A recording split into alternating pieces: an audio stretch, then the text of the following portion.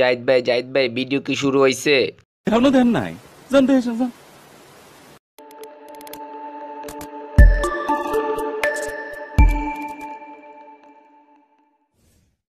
কি পোলাপাইন, সুপার ফোরে তো আমরা সুপারম্যান হয়ে ফাইনালে উঠা গেলাম। এখন কেমন লাগতেছে তোমাদের?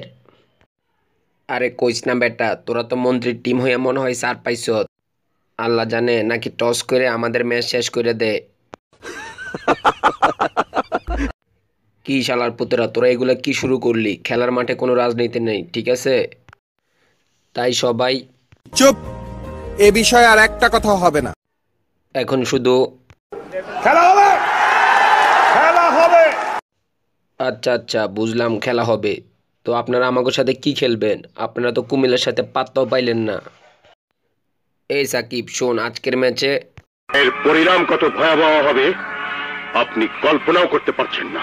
হ্যাঁ, পরিণাম যে কিরকম ভয়াবহ হবে তা আজকে আমার ব্যাটই বলে দিবে, ঠিক আছে? আরে বেটা থাম থাম, তুই ভুলে যাস না তোর বিপরীত দলে আমিও আছি। আজকে দেখামো মাইর। কত প্রকার ও কি কি?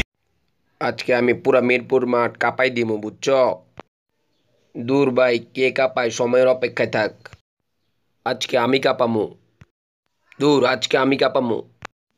আমি শালার বুতেরা, দেন শালার বুতেরা।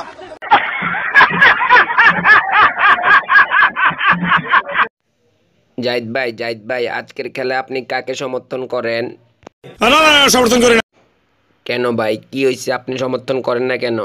আমার তো আপনার মতো মাথা না, আমার তো মাথায় কিছু মাল আছে, আমি তো বোঝাই না।